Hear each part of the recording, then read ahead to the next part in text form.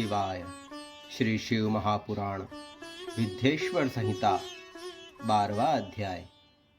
भगवान शिव के लिंग एवं साकार विग्रह की पूजा के रहस्य तथा महत्व का वर्णन।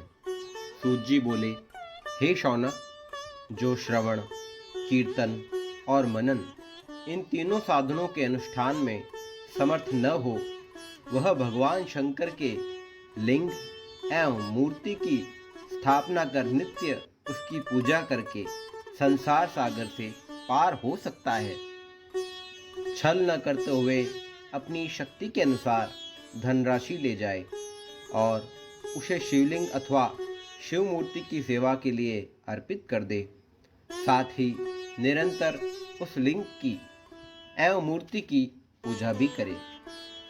उसके लिए भक्ति भाव से मंडप, गोपुर, तीर्थ, मठ एवं क्षेत्र की स्थापना करे तथा उत्सव करे और वस्त्र, गंध, पुष्प, धूप, दीप तथा तालपुआ तथा मालपुआ आदि व्यंजनों से युक्त भांति भांति के भक्ष्य भोज्य अन्न नैवेद्य के रूप में समर्पित करे। छत्र, ध्वजा, व्यंजन, चामर तथा अन्य अंगों सहित राजोपचार की भांति सब वस्तुएं भगवान शिव के लिंग एवं मूर्ति पर चढ़ाए।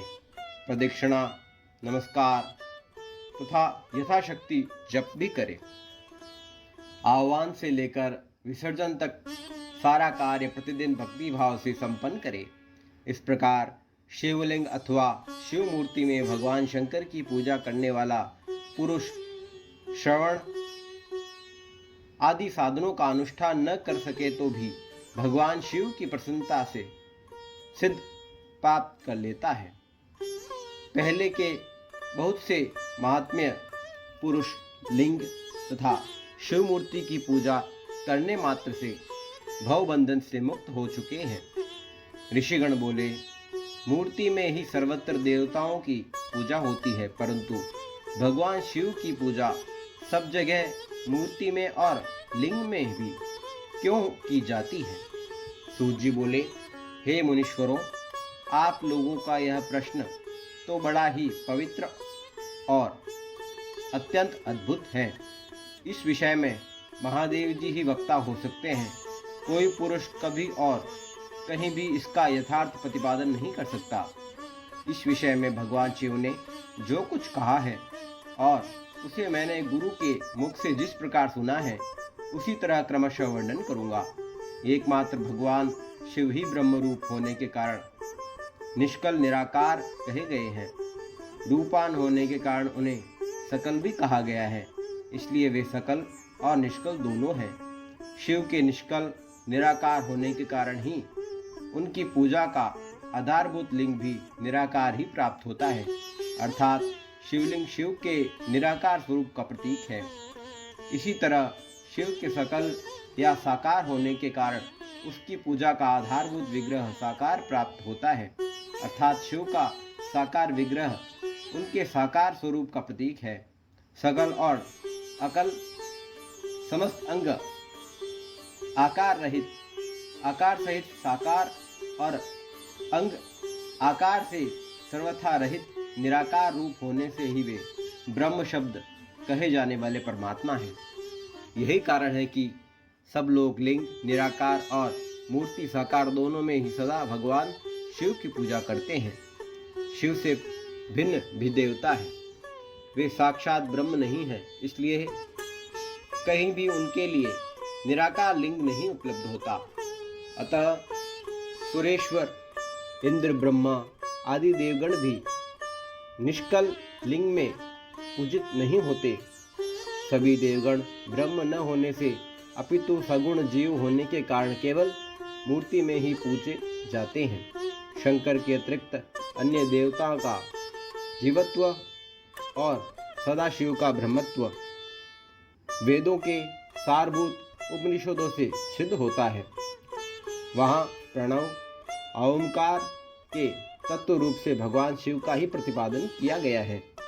इसी प्रकार पूर्व में मंदराचल पर्वत पर ज्ञानवान ब्रह्मपुत्र सनत कुमार मुनि ने नंदिकेश्वर से प्रश्न किया था।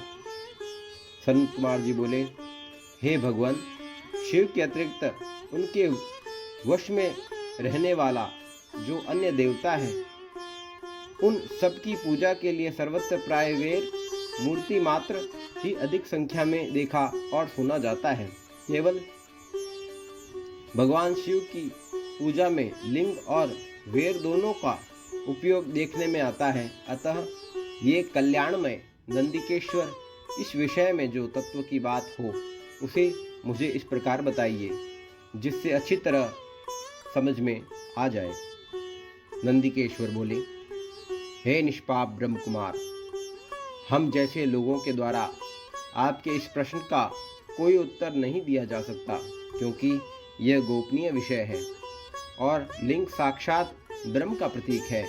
इस विषय में भगवान शिव ने जो कुछ बताया है उसे मैं आप शिव भक्त के समक्ष कहता हूँ।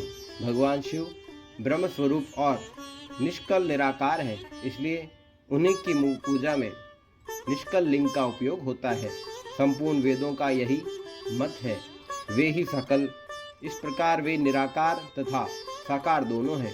भगवान शंकर निष्कल निराकार होते हुए भी कलाओं से युक्त हैं, इसलिए उन्हीं साकार रूप में प्रतिमा पूजा भी लोक सम्मत है।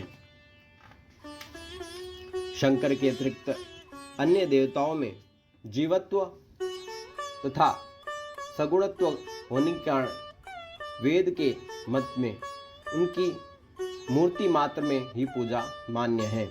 इसी प्रकार उन देवताओं के आविर्भाव के समय उनका समग्र साकार रूप प्रकट होता है, जबकि भगवान सदाशिव के दर्शन में साकार और निराकार ज्योति रूप दोनों ही प्राप्त होती है। सनत कुमार बोले, हे महाभाग, आपने भगवान शिव तथा दूसरे देवताओं के पूजन में लिंग और वेर के प्रचार का जो रहस्य विभाग पूर्वक बताया है वह यथार्थ है। इसलिए लिंग है और वेर की आदि उत्पत्ति का जो उत्तम वृतांत है उसी को मैं इस समय सुनना चाहता हूँ। हे योगेंद्र, लिंग के प्राकट्य का रहस्य सूचित करने वाला प्रसंग मुझे सुनाइए। नंदिकेश्वर बोले, हे वत्स, आपके प्रति प्रीति के कारण मैं यथार्थ रूप से वर्णन करता हूँ, सुनिए। लोक विख्यात पूर्व कल्प के बहुत दिन व्यतीत हो जाने पर एक समय महात्मा ब्रह्मा और विष्णु परस्पर लड़ने लगे। उन दोनों के अभिमान को मिटाने के लिए त्रिगुणातीत परमेश्वर ने उनके मध्य में निष्कल स्तंभ के रूप में अपना स्वरूप प्रकट किया। जगत का कल्याण करने की इच्छा से उन स्तंभ से निराकार परमेश्वर शिव ने अपने लिंग चिन्ह के कारण लिंग का आविर्भाव किया। उसी समय से लोक में परमेश्वर शंकर के निर्गुण लिंग और सगुण मूर्ति की पूजा प्रचलित हुई। शिव के अतिरिक्त अन्य देवताओं की मूर्ति मात्र की ही प्रकल्पना हुई। वे देव प्रतिमाएं पूजित हो नियत शुभ कल्याण को देने वाली हुई और शिव का लिंग तथा उनकी प्रतिमा दोनों ही भोग और मोक्ष को देने वाली हुई। ओम नमः शिवाय। विद्येश्वर संहिता 12वां अध्याय संपूर्ण हुआ।